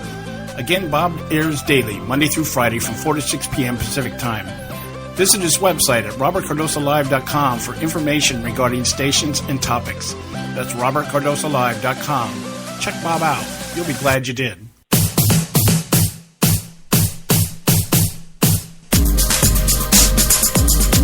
Whoa! Welcome back here. Nice Moments of Madness from John Matthews. Yes, another Moments Madness. It's always madness. And Joe Hake's here, the Conservative Syndicate, and I have Karen Sigmund from Rage Against the Media here. And I was just chatting with Karen on the break there, and Karen seemed to be a little bit like she had something on her mind. So I'm just going to let her go for it. Go, Karen, go. Well, something on my mind. Every day, I have rage on my mind. I mean, every day there's something that indicates how far we are from where we should be. Yes, ma'am. And I don't even mean utopian, la la, unicorns, peace, love, kumbaya. I mean the state of this country. Yes, ma'am. And, I was talking to somebody earlier today who, what if it's Hillary versus Trump?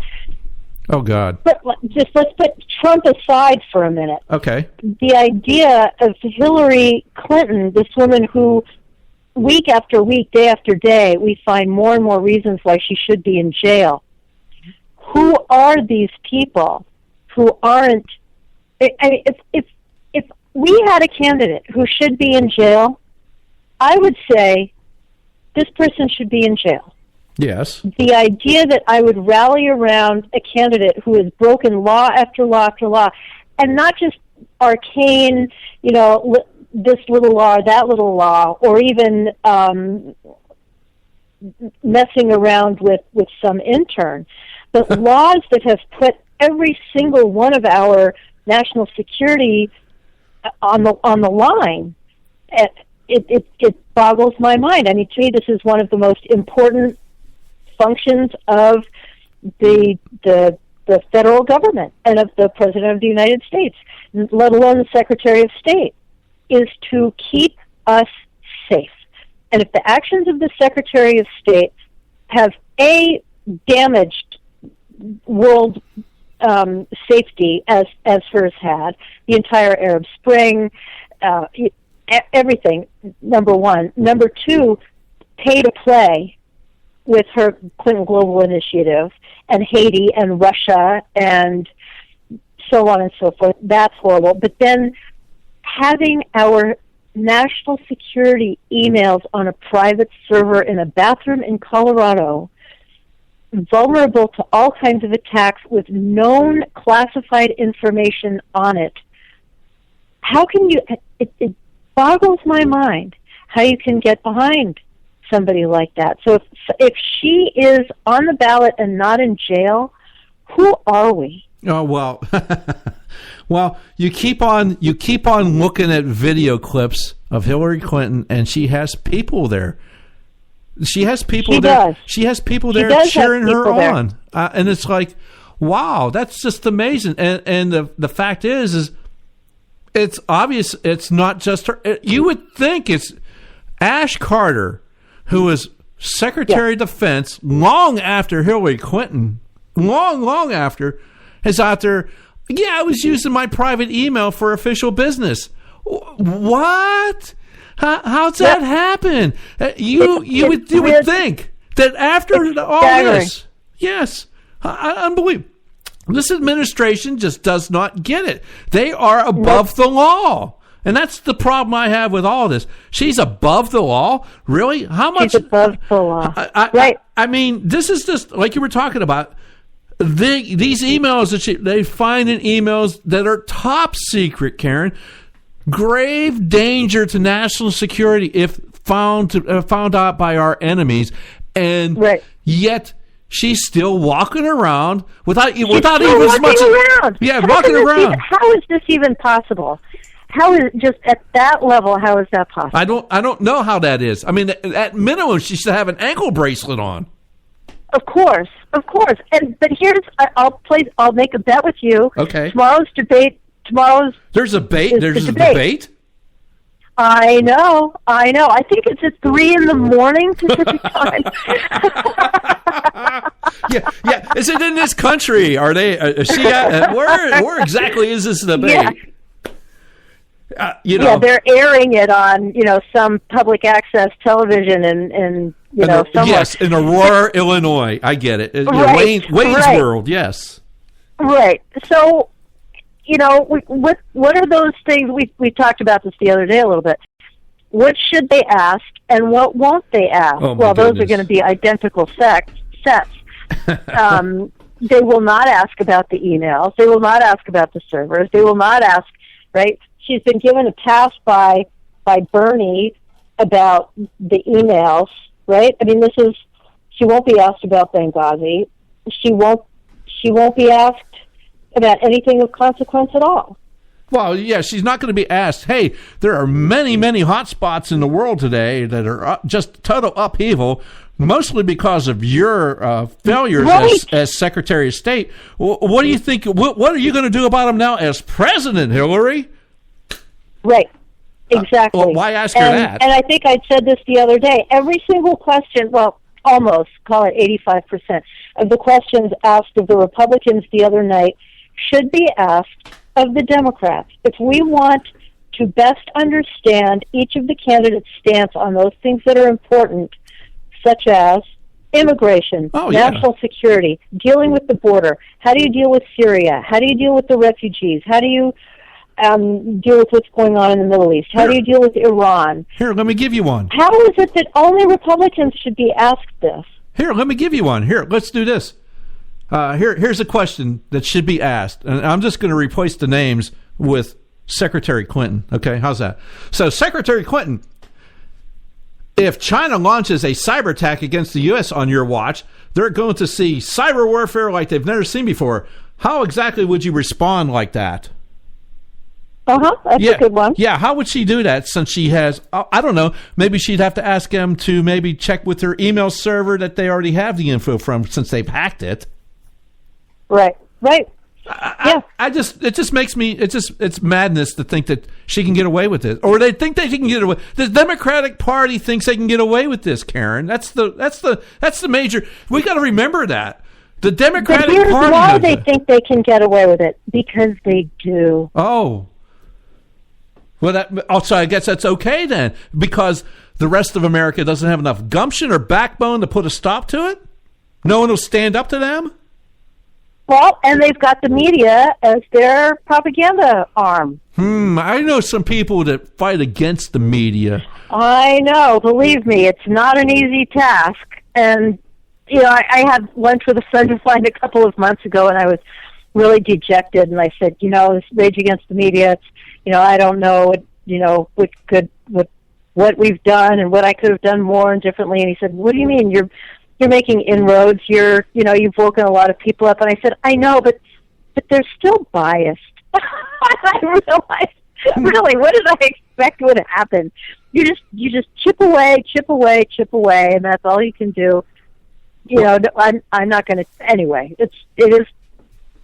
I think more people are aware and more people are taking action. But even so, the extent of their ability to change how too many Americans view the world is great. On the other hand, as we can see from the last election, people are understanding it. And as we can see from after what happened in France and after what happened in San Bernardino and Ferguson and so on, the media's bias is so blatant, and the president's responses are so insanely counter to what American people know to be true. Like the New York Times just excised a paragraph out of an article about terrorism that said, clearly Obama doesn't watch enough cable TV to know people are anxious. How is it you have to watch cable TV to know people are anxious? Well, we are all on tenterhooks about everything going on right now, and all he can say is no credible threat. No credible threat. Meanwhile, they shut down entire school districts. An entire school district. 600. Yep. 600,000 students? Or is it even bigger than that? I think it was more than that. I think it's the second largest school district in the nation. It is, and the ripple effect was humongous. And all people are supposed to take away from it is no credible threat. As soon as you start going on the offensive over there and projecting the position, the protecting Americans is more important to you than protecting the sensibilities of a portion of our population, then people are going to get the message. But when you are an apologist for the evil people, he can't even say the and words. Chastising us, every word, his body language, his tone, yes, is so belittling of us. Well, belittling of Americans in general. Yes. In general. Yes. I mean, let's face it. Right. I mean, it is that. It's belittling of Americans in general. All right, Karen, we got one last break to do, and then we'll have to wrap it up. How's that? Oh, wow, just races by. I know. So let us get to it. We'll do this last break here on the Conservative Syndicate. Joe Hakos with Karen Sigmund from Rage Against the Media, and we'll be right back. You can catch all our archives at theconservativesyndicate.net. The Conservative Syndicate. Real conservative talk from real conservatives. When our water heater broke down last month, it was a nightmare. It took 5 hours for the plumber to show up, and he charged us a couple of $100 just to come out. And then it cost another $1,800 to put in the new water heater. By the time it was all said and done, I felt like I'd been taken. But what else could I do? The smartest thing you can do is get a home warranty from American Residential Warranty. Their home warranties pay to repair or replace all your major appliances when they break, and they will break, and at the worst possible time. Call American Residential Warranty right now for free information on home warranties starting at just pennies a day. Don't wait for your refrigerator to stop running or your ceiling fans to stop turning. Call American Residential Warranty right now. Ask how you can save up to 50% on washer and dryer coverage. Just call 1-800-790-5960. That's 1-800-790-5960. Again, 1-800-790-5960. Call now. Prices are for base buildings only. May not be available in some areas. Attention business owners, do you want a stimulus package that really works? Before you spend thousands of dollars more than you should on your next building project, listen to this. General Steel has a stimulus package designed to help you save as much as half the cost of conventional construction on your next building. As much as half. That's right, General Steel can save you thousands of dollars with a pre-engineered steel building designed for your business or church. How about a 50 by 100 foot building for under $30,000? So don't pay thousands more than you should without calling General Steel first and save as much as half the cost and time of conventional construction. With the projected demand for steel in Japan and China, prices may be skyrocketing. 877-927-3360. 877-927-3360. 877-927-3360. All right, welcome back, folks, to the Conservative Syndicate. This is Joe Hakos with Karen Sigmund from Rage Against the Media. Rage Against the Media. And Karen, we got about 7 minutes to go here. So before we hit the end, just so you're ready for it this time. Yep. Hey, so anyway, I'm Mr. Hugh Hewitt, and I'm at the debate, and I'm going to ask Ben Carson. So you're okay with the deaths of thousands of innocent children and civilians? What a question, huh? Repulsive. Yeah. Isn't that awesome? Wasn't that great? I was so happy. I think that was such a jaw dropper, don't you think? Yeah, I was like, what really? And this guy was the conservative moderator, the question giver. I don't know what Hewitt's trying to do. That was really amazing, that guy. It's just really, that's the second time he's done that. He was the one we were looking to, to counterbalance CNN's, what we were all expecting to be much more of a bias than I actually saw. His liberal skirt was showing on that one, that's for sure. It was horrendous. But here's what I'm sort of worried about. If you remember the debate, even the what do they call it? The cocktail hour debate, the earlier debate, yes. The kitty table debate, the undercard debate. Even there, they led with questions. Donald Trump said, "Blah blah blah." Yeah, what do you say? Yeah. And what I'm really worried about is them doing the identical thing in the Democrat debate. It's one thing if you give that to Republicans, for them to set their stances apart from one of the people who is in the running as they are. Yes. So you can make a distinction between your feeling and his feeling. But I would be willing to bet that they will use the exact same format, the same strategy to the Democrats, and allow them to excoriate not only Trump but all the Democrats. Not that they wouldn't anyway, because of course we know they will. Yeah. But Donald Trump makes such a huge, beautiful, perfect target for Democrats to focus all their hatred against Republicans on. That he's sort of the caricature of everything that they think we are and hate us for being. And I would not doubt for a second that they're going to use that, him as the target representing all Republicans, which of course he doesn't. No, yeah. They're going to use that. Well, it wouldn't really matter. This happens to be Trump, and Trump is not. He is not the conservative. He tries to baffle everybody with BS, which is the basic tenet of his campaign so far. When you ask him about the triad, and he comes up, "That's nuclear is so important, and it changed. It's a game changer." And I built this fabulous company, and it's tremendous. We're going to have a tremendous economy, and what he doesn't say anything, which is unfortunate. But, what I really didn't like out of the debate, and in the aftermath on the debate, is the Alinsky tactics that are being used by Rubio against Cruz, for one. I mean... well, we're going to have to agree to disagree. We don't have to agree at all. I'm watching it. Agree to disagree on with the Alinsky tactics, because... It is that.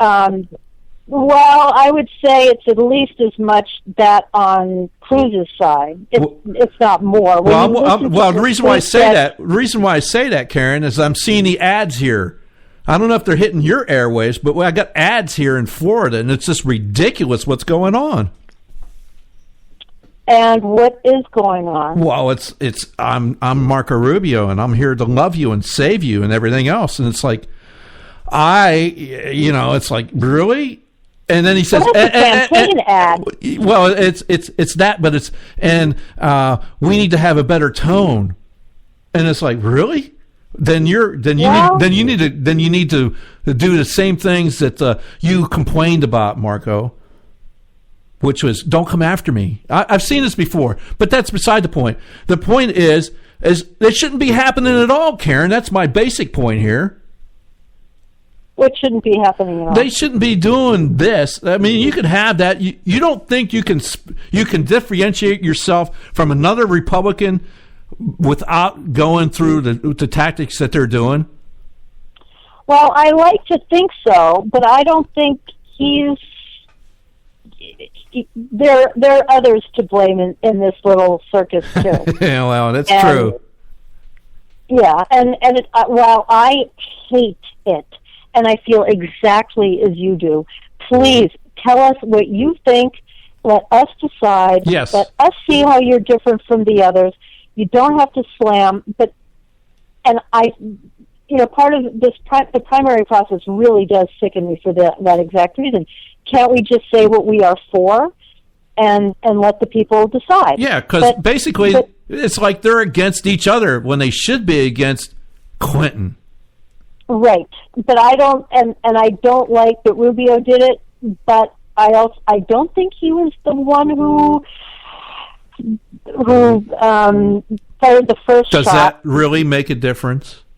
Well, what do you do if somebody does fire a shot at you? Well, aren't you supposed to be, if you are a true big-time candidate, aren't you supposed to be bigger than that? How many times has Trump gone after these people, and the only one that hasn't fought back against him has been Cruz? The other ones have all went back after him and Cruz is like, hey, I'm bigger than that.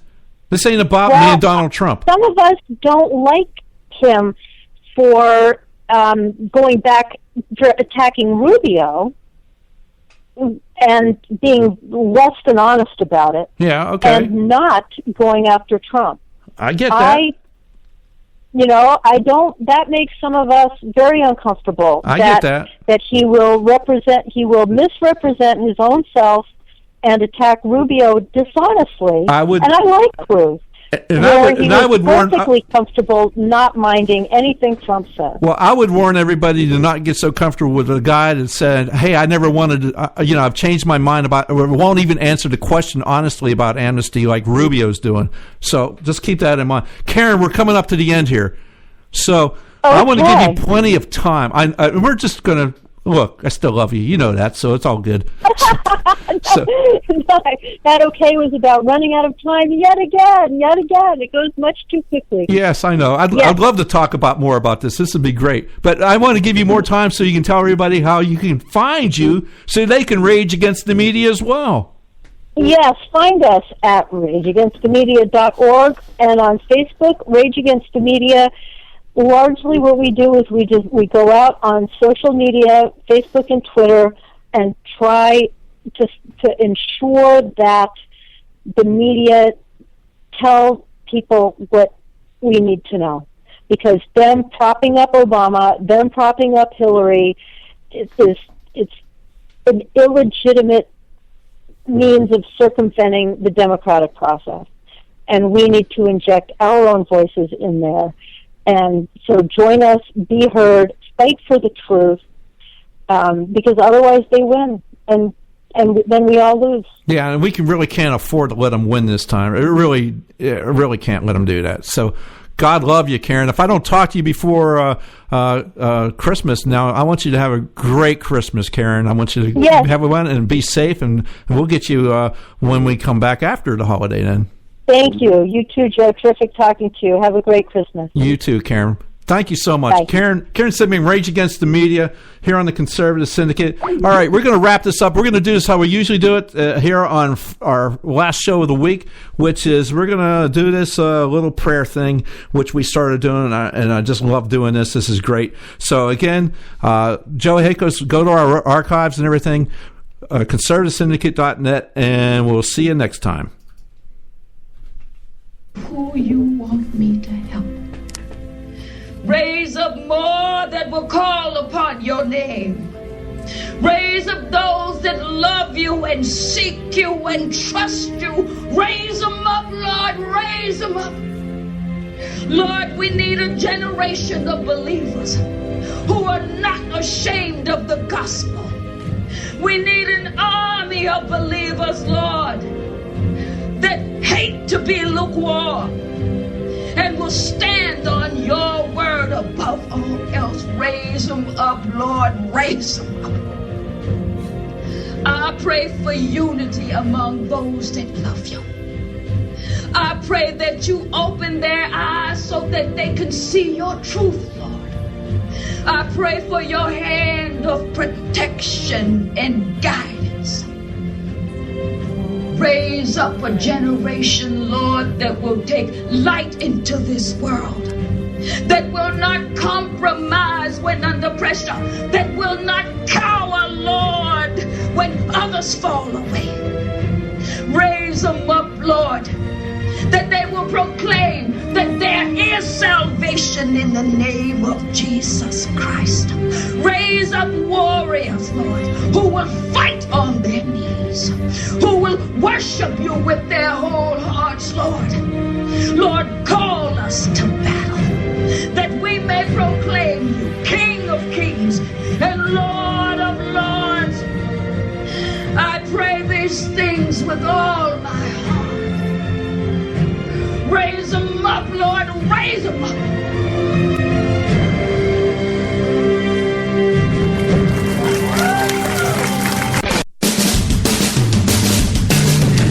Thanks for tuning in to this edition of the Conservative Syndicate, the globally syndicated, politically incorrect talk show that seeks to tear down the imaginary wall of separation between church and state. We want to make you aware you can find and access all of our show archives at our website, theconservativesyndicate.net, as well as our broadcast stations and times. That's the conservativesyndicate.net. We so appreciate you taking time to tune in, and we so look forward to continuing to bring you the best and uncompromised talk radio available on the net today. And remember, folks, it doesn't matter how many times you get knocked down in life. It only matters how many times you get up. I'm John Matthews, signing off until next time, right here on the Conservative Syndicate. God bless you, and may God continue to bless America.